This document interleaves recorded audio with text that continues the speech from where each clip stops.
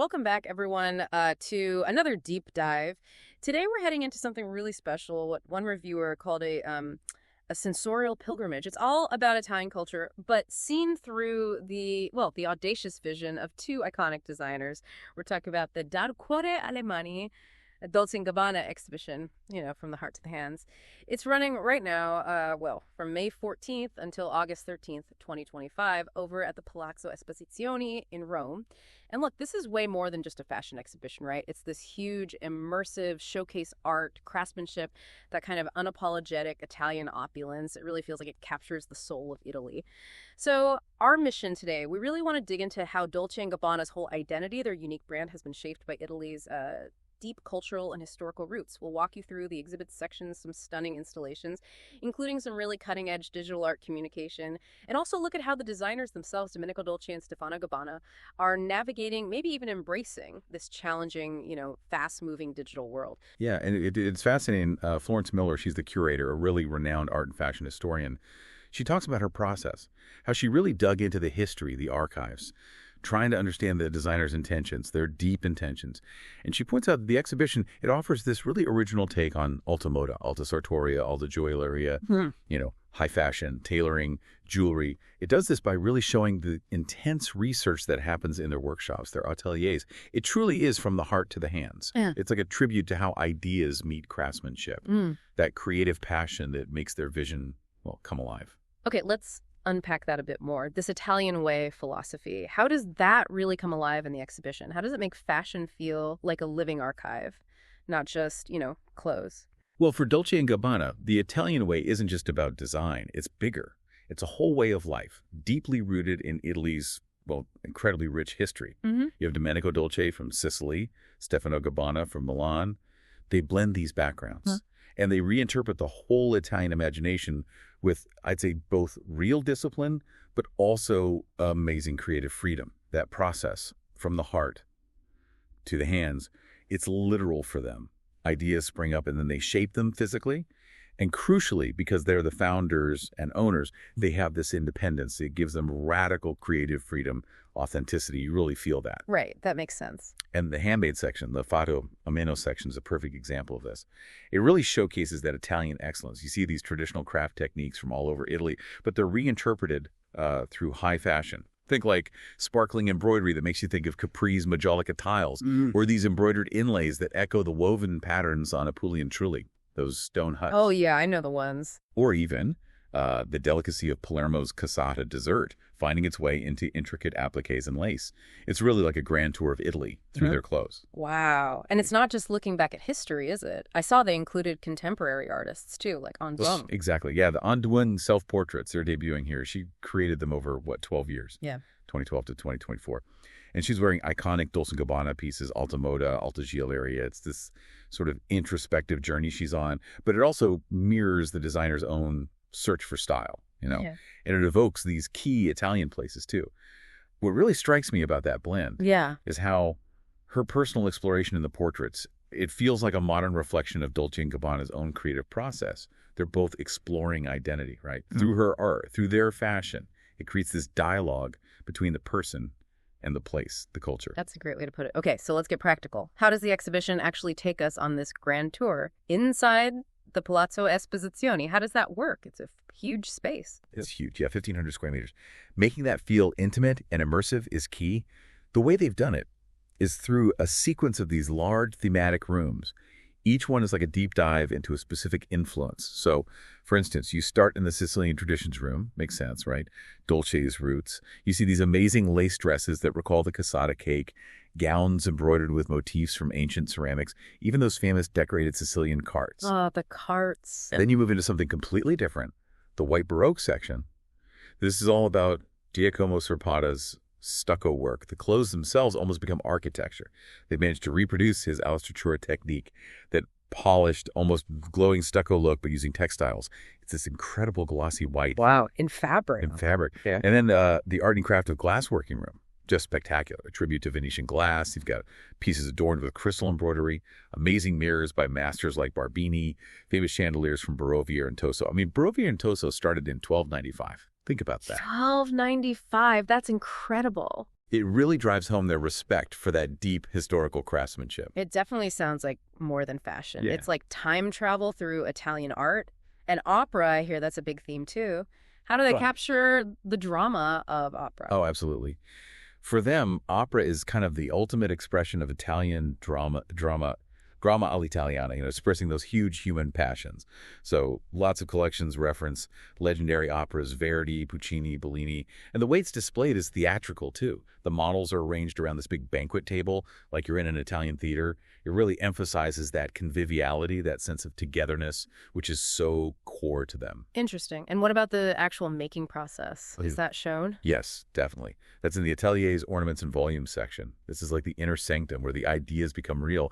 They actually have artisans from the Dolce&Gabbana ateliers doing live demonstrations. Apparently, that was a huge hit in Milan. Oh, bet. Seeing it happen live. Yeah, you get to witness the complexity firsthand. See how they use their sort of unique collage method, layering fabrics, textures, and how they bring back old techniques like cross-stitch embroidery, but make it modern. There's also a real focus here on the body shape, the sculptural aspect, and the importance of black, that quintessential Italian black you see in near realist films, representing strength, purity, essence. Right. The Sicilian widow archetype almost. Exactly. And then finally, there's the architectural and pictorial room. This really highlights how, for them, the structure of a garment is just as important as its decoration. Like architecture and painting and Italian art history, equal footing. You see clear nods to Renaissance and Baroque masters, Botticelli, Leonardo, Caravaggio. They literally talk about constructing a garment like building a house. First, the lines and volumes, then the details, the embellishments. Like building a house. I like that analogy. Yeah. And the Dream of Divinity section pushes that further. Garments inspired by goddesses, queens, gods, evoking ancient temples like Concordia and Agrigento, Byzantine mosaics, all set against this incredible sparkling backdrop made by Orsoni Venezia 1888, another historic Venetian company. Okay, so we have this incredibly rich foundation in tradition, in craft, in Italian history, but how does this translate to now? How are Dolce and Gabbana dealing with the digital age, technology? It feels like a potential clash. It's a really important question, and maybe less of a clash and more of a dialogue. Their approach is quite bold, actually. Including these digital art installations and collaborating with guest artists in DAL CUORE ALLE isn't just a gimmick. It feels like a real statement. It shows they're willing to evolve, to integrate these new mediums. It showcases that creative freedom they have, applying it to this new frontier. So you get this fascinating conversation happening between the ancient crafts and modern tech. You might see like a 3D printed piece next to a traditional lace dress. It pushes boundaries. Okay, so who are some of these digital artists? What kind of work are we seeing? Well, there's a real range. You've got Felice Limosani with Le Mani dell'Umanità, the hands of humanity. It looks at human gestures, their authenticity, even when they become digital, very symbolic. Then there's Obvious Art, known for AI work. Their piece, Eco Eterno, uses generative AI, deep learning, to create this 3-minute visual poem that syncs with audio, really advanced algorithmic stuff. Generative AI creating poetry, wow. Yeah. And Alberta Maria Colombo's Origi. This one uses AI too, but differently. It captures dance movements, digitizes them, and then AI transforms them into these constantly shifting visual forms. It's quite hypnotic. And Coyola's Jardin, #U11, that's an algorithmic landscape, uses data from wind-moving plants linked to the aesthetics of high jewelry and tailoring to generate new sort of computational paintings. Blurs nature and tech beautifully. That sounds fascinating, using wind as data. Right. Then there's Vittorio Bonapace's Deus Ex Machina. Think visionary 3D androids. They merge past and future, asking big questions about technology, but with nods to theater and the Renaissance. And finally, Catalu's Brasura, which is more abstract light, color, form exploring emotion.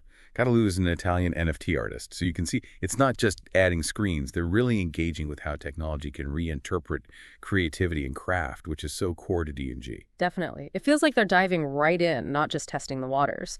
That dialogue you mentioned between the digital artists and D&G's own creative output must be really striking to see side by side. So let's talk about Rome specifically.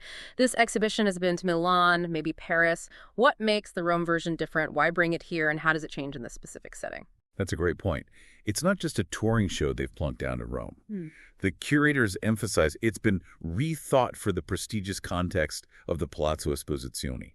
I mean, the building itself is this 1883 neoclassical masterpiece by Pio Piacentini. So you have its grand columns, its sort of austere elegance, and that creates this amazing counterpoint to Dolce&Gabbana style, which is often so exuberant, so maximalist.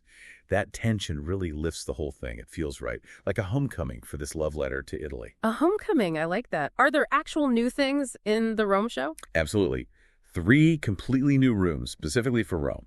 First, a cinema room. It features a special tribute to the director, Giuseppe Tornatore, cinema parody. So he made a film called Devotion about Dolce & Gabbana. It's described as this sensitive, poetic portrait capturing their vision, their total, absolute, and unconditional devotion to beauty. Really highlights how Italian cinema inspires them. Makes sense. Their work is often so cinematic. What are the other 2 rooms? The second is the Art of Sardinia room. A really vibrant look at the island's unique traditions. Think ancient megalithic structures, the Nuras, inspiring shapes, popular culture too.